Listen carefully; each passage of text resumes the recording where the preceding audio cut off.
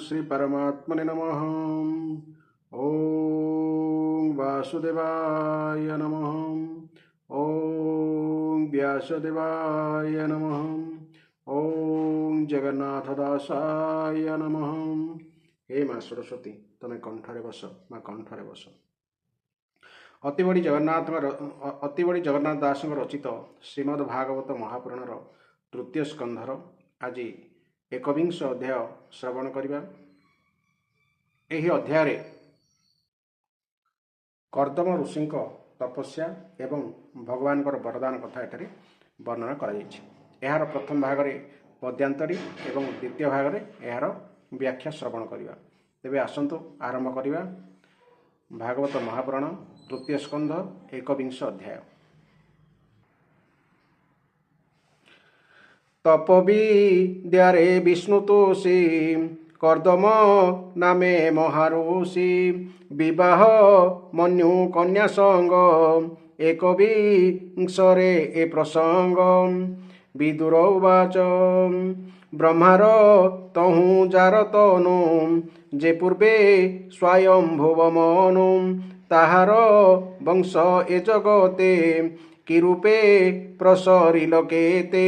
मैथुन मते कला प्रजा जे पुणी मनु वंशे राजा से स्वयंभुव मनुसूत उतान पाद प्रिय व्रत तेजे प्रचंड से विराजे ए सप्त दीपा मही भुंजे जेमते धर्म ए संसारे रखिले कह मुनिवरे।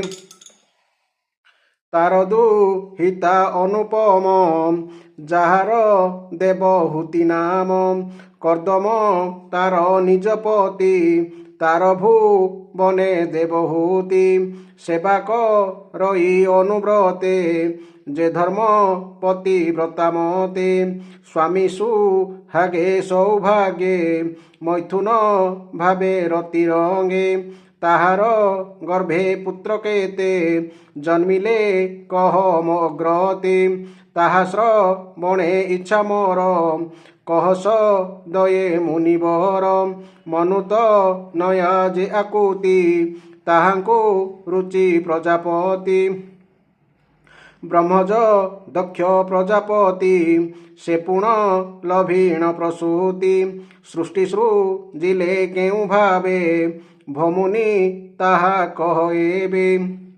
मैत्रेय उवाच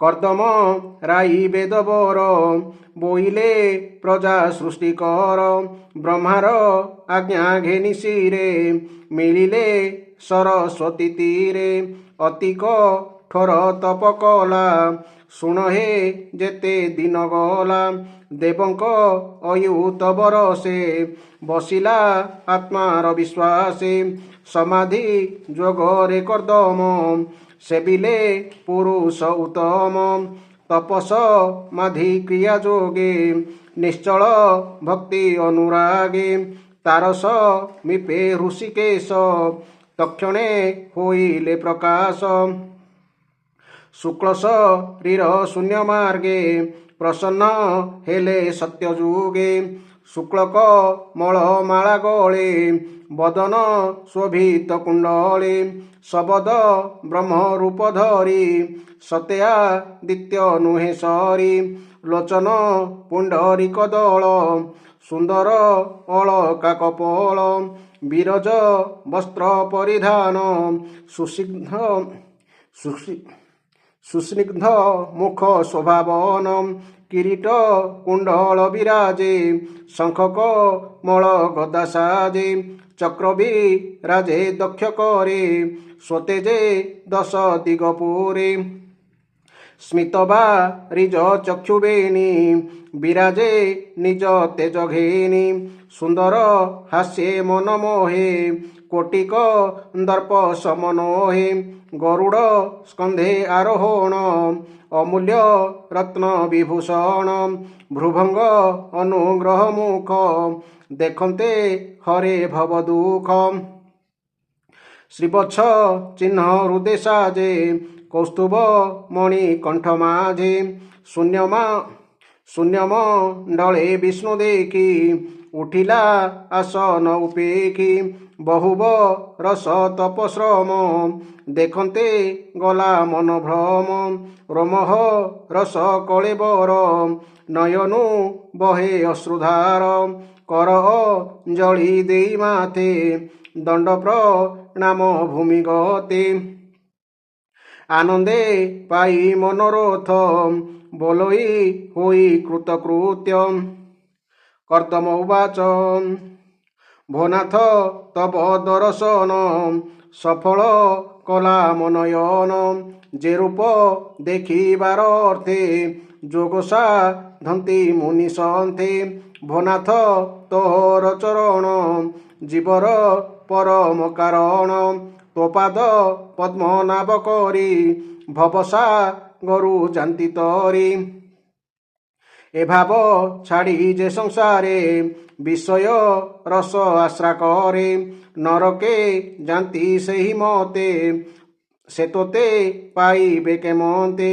সেই প্রকারে মন মোর কল্পই বিষয়া গোচর তোর দেশে সৃষ্টি ধর্মে কল্পই গৃহস্থ আশ্রমে যে গৃহ কাম ধেনু প্রায়ে কুটুম্ব জন মন মোহে তোর চরণ কল্পদ্রুম আশ্রিল বিবি সর্বকাম তোর দেশে সৃষ্টি জন গৃহস্থ আশ্রমে বন্ধন মুসেলো কঙ্কু অনুসরি তোর জ্ঞারে দৈত্যারি তো অনুগ্রহে মনুরাজা কল্পিব তাহার তনুজা বলিনি বেদি গৃহ ধর্মে যেমন্তে রমিবি আশ্রমে তোপাদ তাপত্রয় ছত্র একথা জগতে বিখ্যাত তোরূপ গুণ অবতার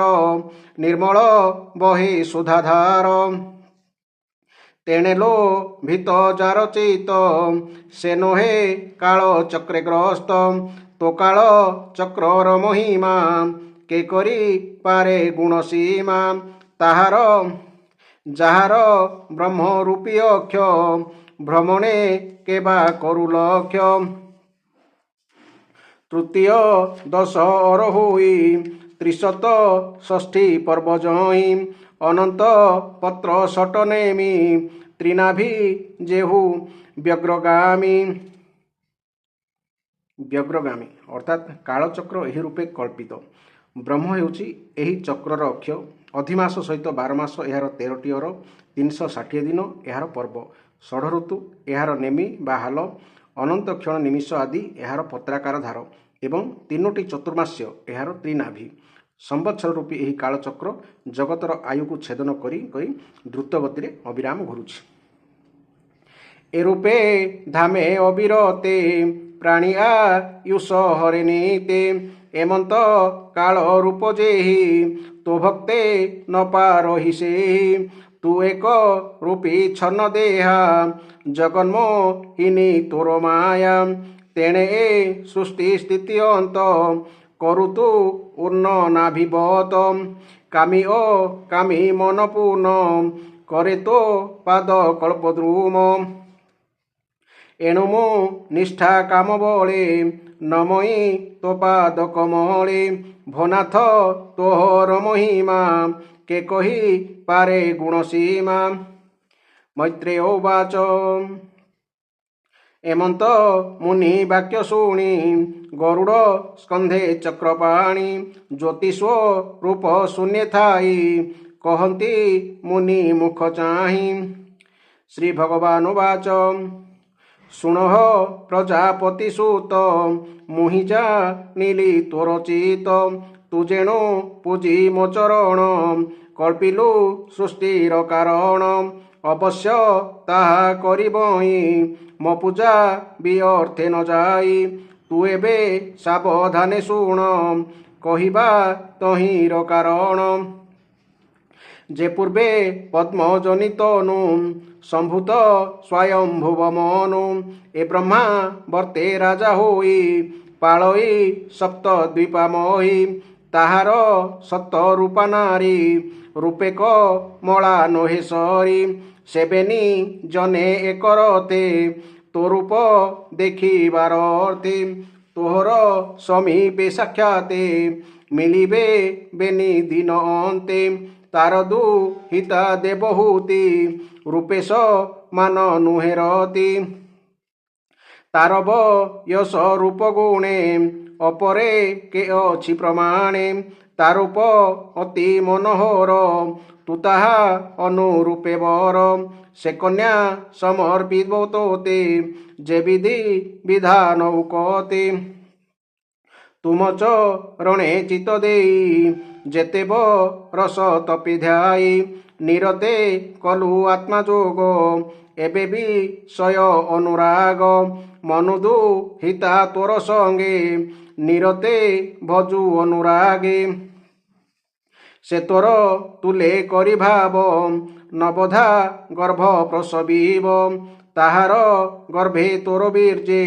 ପ୍ରତ୍ୟକ୍ଷେ ଯେ କନ୍ୟା ଉପୁଜେ ତାହାଙ୍କ ଗର୍ଭେ ଋଷିଗଣ କଳ୍ପିବେ ବହୁତ ସନ୍ତାନ ତୋହର ଗୁଣ ଅନୁପମ ହୋଇଲୁ ତେଣୁ ଉଷତମ ଅର୍ଥାତ୍ ଶୁଦ୍ଧ ଚିତ୍ତ ତୁଜେ ମୋ ଆଜ୍ଞା ଶିରେ ଧରି ମୋତେ ତୁ ତୀର୍ଥ ପ୍ରାୟ କରି ଅଶେଷ କର୍ମ ଫଳ ଦେଇ ମୋତେ ପାଇବୁ ତେଣୁ ତୁହି ଅଶେଷ ଭୂତେ କରି ଦୟା ତୋତେ ନ ଲାଗୁ ବିଷ୍ଣୁ ମାୟା ଆତ୍ମାରେ ଜଗତ ଆରୋପି ତୁଜେ ମୋ ହର ଭାବି ବ୍ୟାପୀ ତପସା ଧିଲୁ ଚିରକାଳେ ଏ ଘୋର ସଂସାର ଉଲ୍ହଳେ ତୁ ମୋତେ ଆତ୍ମାରେ ଦେଖିବୁ ଜୀବନ ସଫଳ ଲଭିବୁ ମୁଁ ପୁଣି ପଶି ତୋର ବୀର୍ଯ୍ୟେ ସ୍ୱଭାବେ ବିଷ୍ଣୁ ଅଂଶ ତେଜେ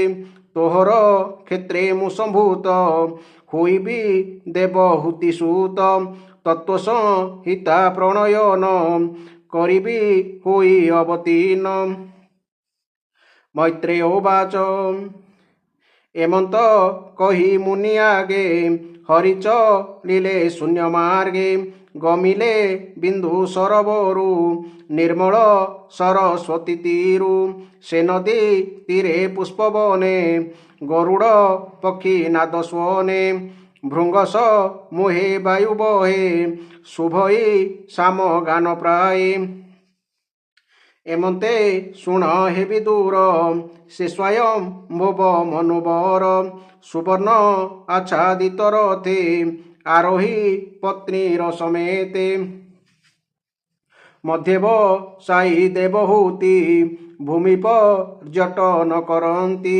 ମିଳିଲେ କର୍ଦ୍ଦମ ଆଶ୍ରମେ ବିଷ୍ଣୁର କହିଥିବା ଦିନେ ନିର୍ମଳ ସରସ୍ୱତୀ ତୀରେ ମିଳିଲେ ବିନ୍ଦୁ ସରୋବରେ ଦେଖିଲେ କର୍ଦ୍ଦମ ଶରୀର ତପସା ଧନେ କୃଷତର ପୂର୍ବେ ଯେ ସରସ୍ୱତୀ କୂଳେ ବିଷ୍ଣୁ ମିଳିଲେ ଋଷି ମେଳେ ଦେଖି କର୍ଦ୍ଦମ ଭକ୍ତି ଭାବ ତନୁପୁ ଲୋକ ପଦ୍ମନାଭ ସ୍ୱଭାବେ ଭକ୍ତ ଜନବନ୍ଧୁ ନୟନୁ ଅଶ୍ରୁ ଜଳ ବିନ୍ଦୁ ପଡ଼ିଲା ସରସ୍ୱତୀ ନୀର ତେଣୁ ବୋଲାଇ ବିନ୍ଦୁସର ସେବନ ସାମାନ୍ୟ ନୁହୋଇ ଜହିଁରେ ପ୍ରଭୁ ଭାବଗ୍ରାହୀ କର୍ଦ୍ଦମ ପ୍ରତି ଦୟା କରି ପତିତ କଲେ ନେତ୍ରବାରି ପୁଣ୍ୟ ପବିତ୍ର ସୁଧା ଜଳ ସ୍ୱଭାବେ ନିର୍ମଳ ଶୀତଳ ଯେ ପୁଣ୍ୟ ଜଳ ମୁନିଗଣେ ସେବା କରନ୍ତି ଅନୁକ୍ଷଣେ ପବିତ୍ର ଦ୍ରୁମଲତା ଘନେ ନାଦ କରନ୍ତି ପକ୍ଷୀଗଣେ କ୍ରୀଡ଼ନ୍ତି ନାନା ବନ ଯିବେ ଗଭୀର ଶୁଭେ ଭୃଙ୍ଗରବି ସକଳ ଋତୁ ଫଳ ଜହିଁ ପୁଷ୍ପପଲ୍ଲବ ବିରାଜଇ ମତମ ୟୁର ଯୂଥ ଯୂଥ କୋକିଳ ରାବ ସୁଲଳିତ ପ୍ରମତ ଭ୍ରମର ନିକରେ ନାନା ପ୍ରକାରେ କ୍ରୀଡ଼ା କରେ କଦମ୍ବ ଚମ୍ପକ ଅଶୋକ ନାଗକେ ସ୍ୱର କୁରୁବକ କରଞ୍ଜ ପନସ ଅସନ କୁନ୍ଦମନ୍ଦାର ଚ୍ୟୁତବନ ହଂସକା ରଣ୍ଡ ପନ୍ତି ପନ୍ତି ଜଳକୁ କୋଟରାବ ଦିଅନ୍ତି ଚକୋର ଚକ୍ରବାକବାଣୀ ଅତି ଗଭୀର ପରିମାଣୀ ଗୟଳ ସଲକ କୁଞ୍ଜର ତରକ୍ଷୁ ହରିଣ ଶୁକର ବାନର ଗୋଲାଙ୍ଗୁଳ ସାଜେ ନକୁଳ କସ୍ତୁରୀ ବିରାଜେ। ତରଖୁ କହିଲେ ଗଧିଆ ବା ହେଟା ବାଘ ଏବଂ ବାନର ଗୋଲାଙ୍ଗୁଳ କହିଲେ ଗୋରୁ ଲାଞ୍ଜ ପରି ଲାଙ୍ଗୁଡ଼ ଥିବା ବାନର। ସେ ତୀର୍ଥ ବରେ ଆଦି ରାଜା ରଥେ ମିଳିଲେ ମହାତେଜା କଳତ୍ର ଦୁହିତା ସମେତେ ପ୍ରବେଶ ହେଲା ରତ୍ନରଥେ ଦେଖିଲା ମୁନିଙ୍କ ବଦନ ସ୍ୱଭାବେ ହୁତ ହୁତାସନ ସ୍ୱଭାବେ ଘୋର ତପତେଜେ ସୁନ୍ଦର ଶରୀର ବିରାଜେ ବିଷ୍ଣୁ ଦେଖିଲେ ଯା ଶରୀର ସୁନ୍ଦର କେତେ କମାତର ଅମୃତ ତୁଲ୍ୟ ବିଷ୍ଣୁବାଣୀ ସେ ମୁନି କର୍ଣ୍ଣ ପଥେ ଶୁଣି ରୋମପୁ ଲକ କଳେବର ନେତ୍ରେ ଆନନ୍ଦ ଅଶ୍ରୁଧାର ଶିରେ ସୁନ୍ଦର ସୁହେ ଜଟା ବସନ ଚିରାଣୀ କାଛଟା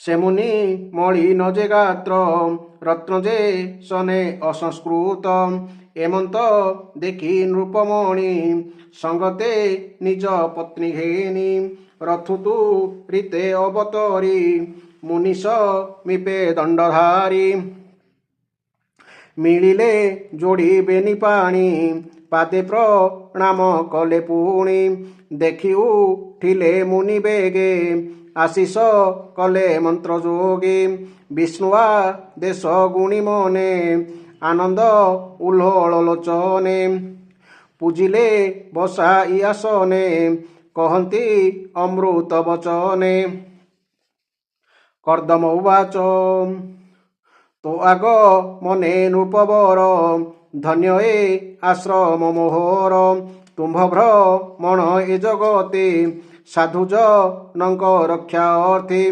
ଅସାଧୁ ଜନ ବିନାଶନେ ନିଶ୍ଚଳେ ଧର୍ମର ସ୍ଥାପନେ ରବିଶ ସାଙ୍କ ଅଗ୍ନିଜମ ଇନ୍ଦ୍ରବ ଋଣ ବାତ ଧର୍ମ ଏ ଅଷ୍ଟ ଦିଗପାଳ ତେଜ ଏଣୁ କ୍ଷତ୍ରିୟ ଅଷ୍ଟଭୁଜ ଏଣୁ ତୁମ୍ଭଙ୍କୁ ନମସ୍କାର ତୁ ଧର୍ମ ମୂର୍ତ୍ତି ନୃପବର ରଥ ଆରୋହିତ ବିହାର ଅସତ ଜନ ଗର୍ଭହର ଘୋର ଗର୍ଜନ ଧନୁରବେ ଉଦଣ୍ଡ ସଂଗ୍ରାମ ଉତ୍ସବେ ବେଷ୍ଟିତ ଚତୁରଙ୍ଗ ବଳେ କମ୍ପାଇ ଅବନି ମଣ୍ଡଳେ ସୂର୍ଯ୍ୟର ପ୍ରାୟ ତେଜ ଧରି ଖେଟ ଖର୍ବଟ ବନଗିରି ଶତ୍ରୁ ବିନାଶେ ସାବଧାନେ କ୍ଷତ୍ରିୟ ଧର୍ମ ଏ ପ୍ରମାଣେ ଏହା ନ କରି ଯେବେ ଘରେ ସୁଖ ଶୟନେ ନିଦ୍ରା କରେ ତେବେ ଅସତ ରିପୁ ବଳ ନାଶନ୍ତି ଭୁବନ ମଣ୍ଡଳ ତଥାପି ପୁଛୁ ହେ ରାଜନ ଯେ ଅର୍ଥେ ତୁମ୍ଭ ଆଗମନ ତୁମ୍ଭର ପ୍ରିୟ ଭାବ ଯେହି ସୁହୃଦ ଭାବେ କରିବଇ ଏମନ୍ତ କହି ରାଜାଗେ କର୍ଦ୍ଦମ ଅତି ସୌଭାଗୀ ବିଷ୍ଣୁର ବଚନ ସୁମରି ଅଧିକ ପ୍ରିୟ ଭାବ କରି ସେ ମୁନି ଚରଣ ପଙ୍କଜେ ବ୍ରାହ୍ମଣ ଜଗନ୍ନାଥ ଭଜେ ଇତି ଶ୍ରୀମଦ୍ଭାଗବତେ ମହାପୁରାଣେ ପରମହଂସା ସହିତାୟାଂ ତୃତୀୟ ସ୍କନ୍ଧେ ମନୁ କର୍ଦ୍ଦମ ସମ୍ବାଦ ନାମ ଏକବିଂଶୋଧ୍ୟାୟଃ।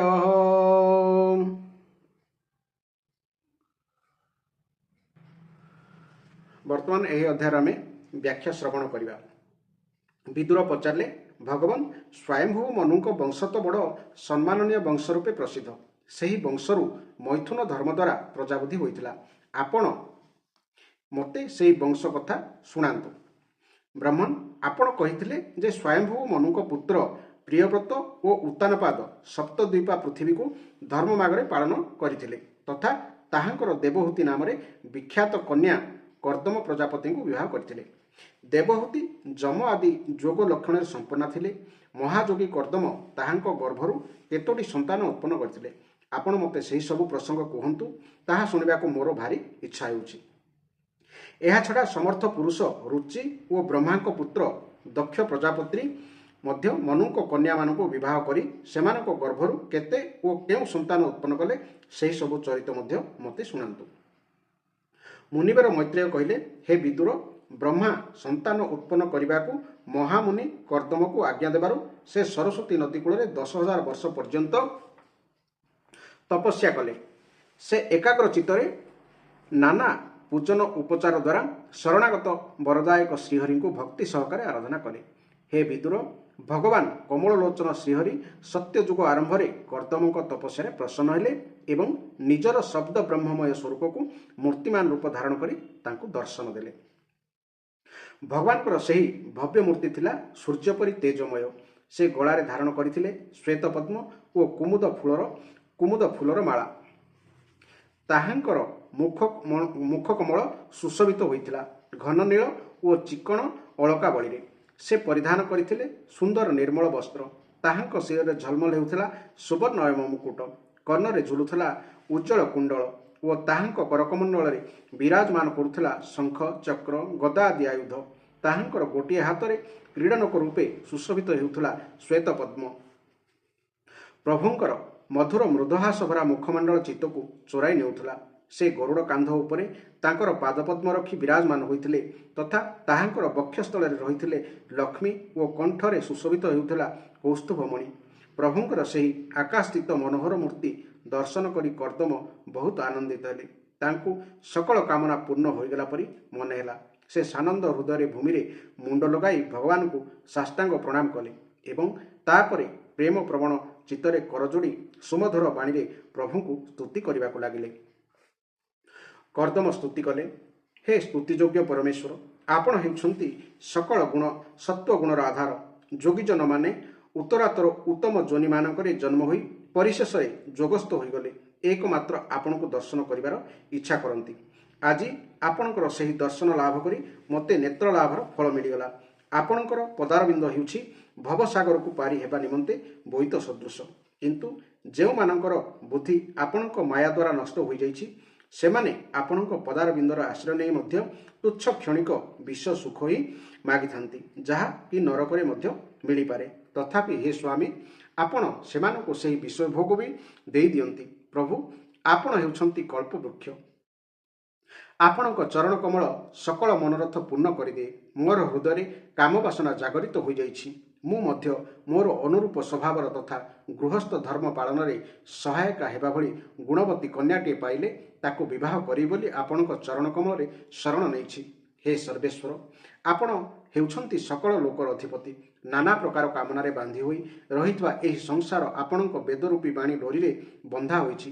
ହେ ଧର୍ମମୂର୍ତ୍ତି, ଏହି ସଂସାରକୁ ଅନୁସରଣ କରି ମୁଁ ମଧ୍ୟ କାଳ ସ୍ୱରୂପ ଆପଣଙ୍କୁ ଆପଣଙ୍କ ଆଜ୍ଞା ପାଳନ ରୂପୀ ପୂଜା ଉପହାର ଆଦି ସମର୍ପଣ କରୁଛି। ପ୍ରଭୁ, ଆପଣଙ୍କ ଭକ୍ତମାନେ ବିଶ୍ୱାସକ୍ତ ଲୋକମାନଙ୍କୁ ତଥା ବିଷୟୀ ଲୋକମାନଙ୍କର ମାର୍ଗ ଅନୁସରଣ କରୁଥିବା ମୋ ଭଳି କର୍ମାସକ୍ତ ପଶୁକୁ କୌଣସି ପ୍ରକାର ଭ୍ରୂକ୍ଷେପ ନ କରି ଆପଣଙ୍କ ଚରଣ ଯୁଗଳ ରୂପୀ ଛତ୍ର ଛାୟାର ହିଁ ଆଶ୍ରୟ ନିଅନ୍ତି ତଥା ନିଜ ନିଜ ମଧ୍ୟରେ ଆପଣଙ୍କ ଗୁଣଗାନ ରୂପୀ ମାଦକ ସୁଧା ହିଁ ପାନ କରି ସେମାନଙ୍କର କ୍ଷୁଧ ବିପାସାଦି ଦେହ ଧର୍ମକୁ ଶାନ୍ତ କରନ୍ତି। ପ୍ରଭୁ, କାଳଚକ୍ର ହେଉଛି ବଡ଼ ପ୍ରବଳ। ସାକ୍ଷାତ ବ୍ରହ୍ମ ହେଉଛନ୍ତି ଏହି କାଳଚକ୍ରର ଅଖ। ଅଧିକ ମାସ ସହିତ 13 ମାସ ହେଉଛି ଏହାର ଅର। 360 ଦିନ ହେଉଛି ଏହାର ଯୋଡ଼ ସ୍ଥାନ।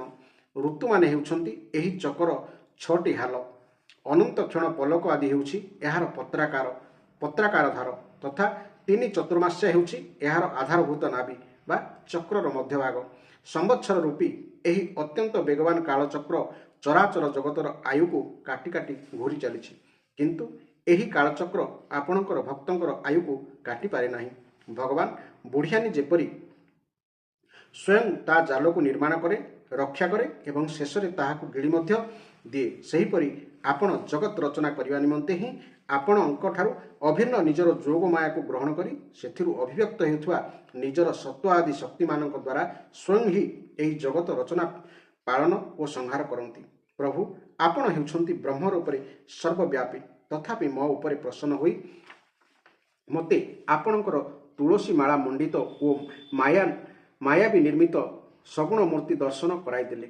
ଆପଣ ଆମ ଭଳି ଭକ୍ତମାନଙ୍କୁ ଯେଉଁ ଶବ୍ଦ ଆଦି ବିଶ୍ୱସୁଖ ପ୍ରଦାନ କରନ୍ତି ସେସବୁ ମାଇକ ହୋଇଥିବାରୁ ଯଦି ବା ଆପଣ ସେସବୁକୁ ପସନ୍ଦ କରନ୍ତି ନାହିଁ ତଥାପି ପରିଣାମରେ ଆମର ଶୁଭ କରିବା ନିମନ୍ତେ ସେସବୁ ହିଁ ପ୍ରଦାନ କରନ୍ତି। ହେ ନାଥ, ଆପଣ ସ୍ୱରୂପତଃ ନିଷ୍କ୍ରିୟ ହୋଇ ମଧ୍ୟ ମାୟା ଦ୍ୱାରା ସଂସାରର ସବୁ କର୍ମ କରାଇଥାନ୍ତି ଏବଂ ସାମାନ୍ୟ ଟିକିଏ ଉପାସନା କରୁଥିବା ଲୋକଙ୍କୁ ମଧ୍ୟ ତାର ସବୁ ଅଭିଳଷିତ ବସ୍ତୁ ପ୍ରଦାନ କରିଥାନ୍ତି। ଆପଣଙ୍କର ଚରଣ କମଳ ହେଉଛି ବନ୍ଦନୀୟ। ମୁଁ ଆପଣଙ୍କୁ ବାରମ୍ବାର ନମସ୍କାର କରୁଛି। ମୁନିବର ମୈତ୍ରେୟ କହିଲେ, କର୍ଦ୍ଦମ ଏପରି ନିଷ୍କପଟ ଭାବରେ ସ୍ତୁତି କରିବା ବେଳେ ସ୍ନେହାବଲୋକନରେ ଭଗବାନଙ୍କର ଭ୍ରୁକୁଟି ଚଳଚଞ୍ଚଳ ହେଉଥିଲା। କର୍ଦ୍ଦମଙ୍କ ସ୍ତୁତି ଶୁଣି ଗରୁଡ଼ାରୂଢ଼ ଭଗବାନ ପଦ୍ମନାଭ ତାକୁ ଅମୃତମୟ ବାଣୀରେ କହିଲେ। ଶ୍ରୀ ଭଗବାନ କହିଲେ, ଯେଉଁ ଅଭିଳାଷ ରଖି ତୁମେ ଆତ୍ମସଂଯମ ଆଦି ଦ୍ୱାରା ମୋତେ ଆରାଧନା କଲ, ତୁମ ହୃଦୟରେ ସେହି ଭାବ ଜାଣି ମୁଁ ଆଗରୁ ହିଁ ତାହାର ବ୍ୟବସ୍ଥା କରିଦେଇଛି। ହେ ପ୍ରଜାପତି, ମୋର ଆରାଧନା କେବେ ବି ନିଷ୍ଫଳ ହୁଏ ନାହିଁ। ମୋଠାରେ ଚିତ୍ତ ନିବିଷ୍ଟ କରିଥିବା ତୁମ ପରି ମହାତ୍ମାମାନଙ୍କର ଉପାସନା ତ ଆହୁରି ଅଧିକ ଫଳ ପ୍ରଦାନ କରେ। ପ୍ରସିଦ୍ଧ ଯଶସ୍ୱୀ ସମ୍ରାଟ ସ୍ୱୟଂଭୁବ ମନୁ ବ୍ରହ୍ମାବର୍ତ୍ତରେ ରହି ସପ୍ତ ସମୁଦ୍ର ବେଷ୍ଟିତ ମହିଶାସନ କରୁଛନ୍ତି। ହେ ବିପ୍ରବର, ସେହି ପରମ ଧର୍ମଜ୍ଞ ମହାରାଜ ମନୁ ତୁମକୁ ସାକ୍ଷାତ କରିବାକୁ ମହାରାଣୀ ଶତରୂପାଙ୍କ ସହିତ ପରଦିନ ଏଠାକୁ ଆସିବେ। ସେମାନଙ୍କର ଗୋଟିଏ ଗୋଟିଏ ରୂପ ଯୌବନ ସମ୍ପନ୍ନା ସୁଶୀଳା ଓ ସଗୁଣବତୀ ଶ୍ୟାମଲୋଚନା ବିବାହ ଯୋଗ୍ୟା କନ୍ୟା ଅଛି। ହେ ପ୍ରଜାପତି, ତୁମେ ହିଁ ତାହାର ଯୋଗ୍ୟ ବର ଜାଣି ସେମାନେ ତୁମ ହାତରେ ତାକୁ ଅର୍ପଣ କରିବେ। ବ୍ରହ୍ମନ୍, ବିଗତ ଅନେକ ବର୍ଷରୁ ତୁମ ଚିତ୍ତ ଯେଉଁପରି ଅନୁକୂଳ ଭାର୍ଯ୍ୟାଟିଏ ନିମନ୍ତେ ଅଭିଳାଷ କରୁଥିଲା, ସେହି ରାଜକୁମାରୀ ହେଉଛି ଠିକ୍ ସେହିପରି। ସେ ତୁମର ପତ୍ନୀ ହୋଇ ସୁନ୍ଦର ସେବା କରିବ। ସେ ତା ଗର୍ଭରେ ତୁମର ତେଜ ଧାରଣ କରି 9ଟି କନ୍ୟା ଜନ୍ମ କରିବ। ତୁମେ ଲୋକରୀତି ଅନୁଯାୟୀ ସେହି କନ୍ୟାମାନଙ୍କର ବିବାହ ମରିଚି ଆଦି ଋଷିମାନଙ୍କ ସହିତ କରାଇବ ଏବଂ ସେହି ଋଷିଗଣ ପୁତ୍ର ଉତ୍ପନ୍ନ କରିବେ। ତୁମେ ମୋର ଆଜ୍ଞା ପୂର୍ଣ୍ଣ ରୂପେ ପାଳନ କଲେ ଶୁଦ୍ଧଚିତ୍ତ ହୋଇଯିବ ଏବଂ ସକଳ କର୍ମଫଳ ମୋତେ ଅର୍ପଣ କରି ମୋତେ ପାଇଯିବ। ଜୀବମାନଙ୍କୁ ଦୟା କରିବା ଫଳରେ ତୁମେ ଆତ୍ମଜ୍ଞାନ ଲାଭ କରିବ ଏବଂ ସମସ୍ତଙ୍କୁ ଅଭୟ ପ୍ରଦାନ କରି ନିଜକୁ ଓ ସକଳ ଜଗତକୁ ମୋଠାରେ ଏବଂ ମୋତେ ନିଜ ଭିତରେ ଅବସ୍ଥିତ ଥିବା ଉପଲବ୍ଧି କରିପାରିବ। ତା ଛଡ଼ା ହେ ମହାମୁନି, ମୁଁ ସ୍ୱୟଂ ତୁମ ତେଜ ଦ୍ୱାରା ମୋର ଅଂଶ କଳା ରୂପରେ ତୁମର ପତ୍ନୀ ଦେବହୂତିଙ୍କ ଗର୍ଭରୁ ଅବତୀର୍ଣ୍ଣ ହୋଇ ସାଂଖ୍ୟ ଶାସ୍ତ୍ର ରଚନା କରିବି। ମୁନିବର ମୈତ୍ରେୟ କହିଲେ, ହେ ବିଦୁର, ଇନ୍ଦ୍ରିୟମାନେ ଅନ୍ତର୍ମୁଖୀ ହେବା ପରେ ଆବିର୍ଭୂତ ହେଉଥିବା ଶ୍ରୀହରି କର୍ଦ୍ଦମ ଋଷିଙ୍କ ସହିତ ଏପରି ସମ୍ଭାଷଣ କରିବା ପରେ ସରସ୍ୱତୀ ନଦୀ ପରିବେଷ୍ଟିତ ବିନ୍ଦୁ ସରୋବର ତୀର୍ଥରୁ ବା କର୍ଦ୍ଦମ ଋଷିଙ୍କ ତପସ୍ଥଳୀରୁ ନିଜ ଧାମକୁ ଫେରିଗଲେ।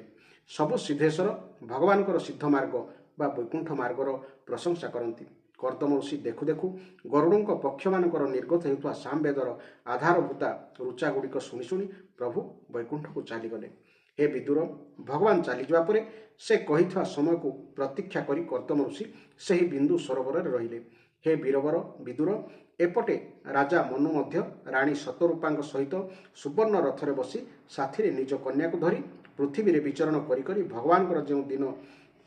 ଭଗବାନ ଯେଉଁ ଦିନ କହିଥିଲେ ଠିକ୍ ସେହିଦିନ ଆସି ଶାନ୍ତିପରାୟଣ ମହର୍ଷି କର୍ଦ୍ଦମଙ୍କର ସେହି ଆଶ୍ରମରେ ପହଞ୍ଚିଗଲେ। ସରସ୍ୱତୀ ଜଳରେ ପୂର୍ଣ୍ଣ ବିନ୍ଦୁ ସରୋବର ହେଉଛି ସେହି ସ୍ଥାନ ଯେଉଁଠି ନିଜର ଶରଣାଗତ ଭକ୍ତ କର୍ଦ୍ଦମଙ୍କ ପ୍ରତି ଜାତ ହୋଇଥିବା ଅତ୍ୟନ୍ତ କରୁଣାରେ ଭଗବାନ ନୟନରୁ ଅଶ୍ରୁର କେତୋଟି ବିନ୍ଦୁ ଝରି ପଡ଼ିଥିଲା। ତେଣୁ ତାହା ଏକ ଅତ୍ୟନ୍ତ ପବିତ୍ର ତୀର୍ଥ।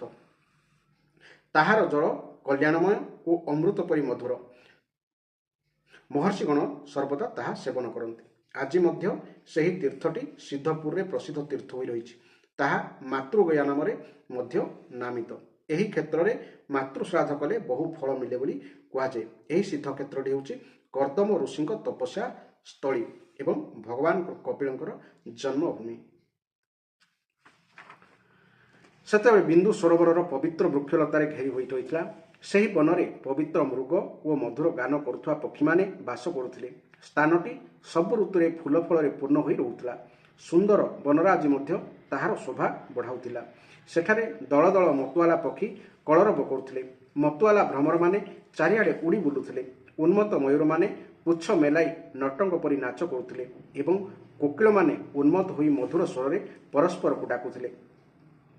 ସେହି ଆଶ୍ରମଟି କଦମ୍ବ, ଚମ୍ପା, ଅଶୋକ, କରଞ୍ଜ, ବକୁଳ, ଅସନ, କୁନ୍ଦ, ମନ୍ଦାର, କୁଟଜ ଓ ଛୋଟ ଛୋଟ ଆମ୍ବ ଗଛରେ ମଣ୍ଡିତ ହୋଇଥିଲା ଓ ସେଠାରେ ପାଣିକୁଆ, ବତକ, ହଂସ, କୁରର, ପାଣି କୁକୁଡ଼ା, ସାରସ, ଚକ୍ରବାକ, ଚକୋର ଆଦି ଜଳଚର ପକ୍ଷୀ ମଧୁର କଳରବ କରୁଥିଲେ। ହରିଣ, ବରାହ, ଝିଙ୍କ, ଗୟଳ, ହାତୀ, ବାନର, ସିଂହ, ନେଉଳ ଓ କସ୍ତୁରୀ ମୃଗ ଆଦି ପଶୁ ମଧ୍ୟ ସେହି ଆଶ୍ରମ ଆଖପାଖରେ ରହୁଥିଲେ।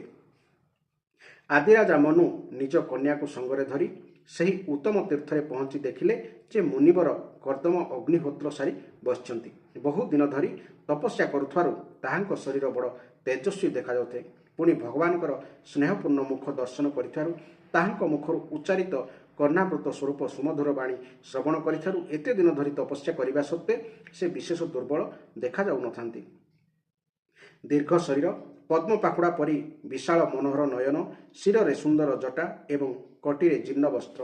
ନିକଟରୁ ଦେଖିଲେ ସେ ଶାଣ ଦିଆଯାଇ ଚିକ୍କଣ ହୋଇ ନଥିବା ମହାମୂଲ୍ୟ ମଣି ପରି ମଳିନ ଜଣାପଡ଼ୁଥାନ୍ତି।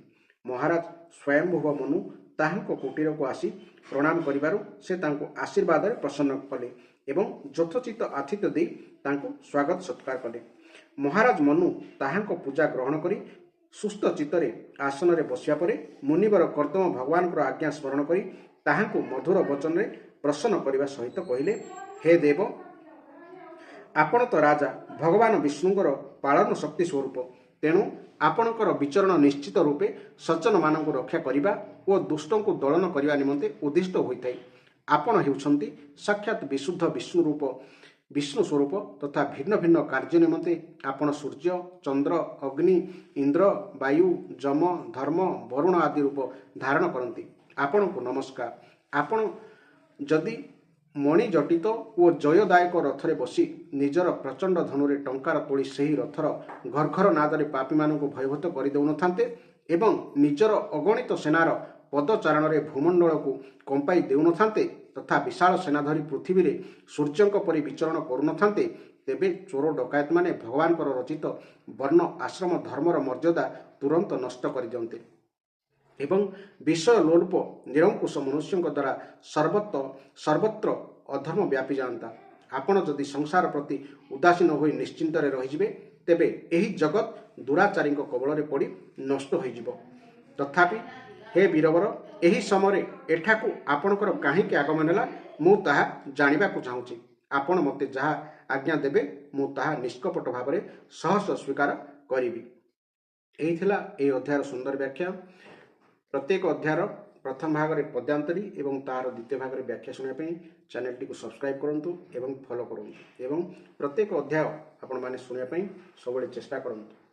ଏହି ଅଧ୍ୟାୟଟି ଆପଣ ଶୁଣିଥିବାରୁ ଭଗବାନ ଆପଣଙ୍କର ମଙ୍ଗଳ କରନ୍ତୁ। ଜୟ ଜଗନ୍ନାଥ, ଜୟ ଜଗନ୍ନାଥ, ଜୟ ଜଗନ୍ନାଥ।